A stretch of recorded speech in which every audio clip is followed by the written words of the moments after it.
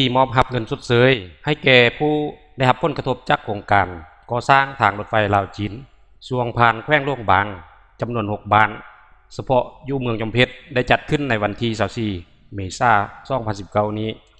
ที่ห้องประชุมบ้านสนกมงคลเมืองจอมเพชรโดยให้เกียรติเป็นประธานและมอบเงินให้ประชาชน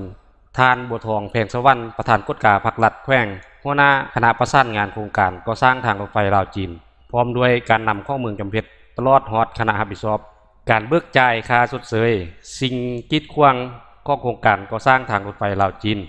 และประชาชนผู้ที่ได้รับผลกระทบภายในเมืองจอมเพชรเข้าร่วมท่านบัวทองแพงสวรรค์กล่าวว่า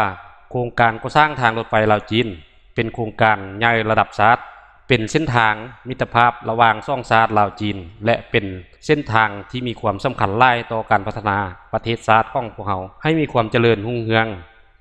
ซึ่งการก่อสร้างได้กวมเอาที่พักอาศัยตลอดฮอดเนื้อที่ทำการผลิตและผลปลูกของประชาชนที่ถูกเสียหายเป็นจำนวนล่วงหลาย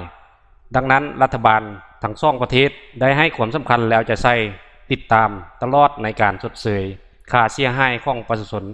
ให้มีความยุติธรรมมีความโปร่งใสและถูกต้องตามระเบียบการเฉพาะอยู่เมืองจอมเพชรมีประชาชนได้รับผลกระทบจำนวน6บ้านคือ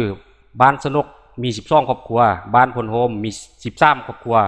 บ้านทินหงมี5ครอบครัวบ้านห้วยโป่งมี4ครอบครัวบ้านหนาสั่งมี13ครอบครัวและบ้านห้วยแค่มี30ครอบครัวรวมเป็นเงินที่มอบครั้งนี้ทั้งหมด5ตื้อกว่ากิบ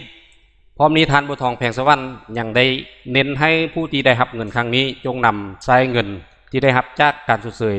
ไปใช้ให้เกิดดอกออกผลและได้รับผลประโยชน์สูงสุดต่อครอบครัวแน่ใช้เฮ็ดให้การพัฒนาครอบครัวให้ดีขึ้นไปเทื่อละเก่า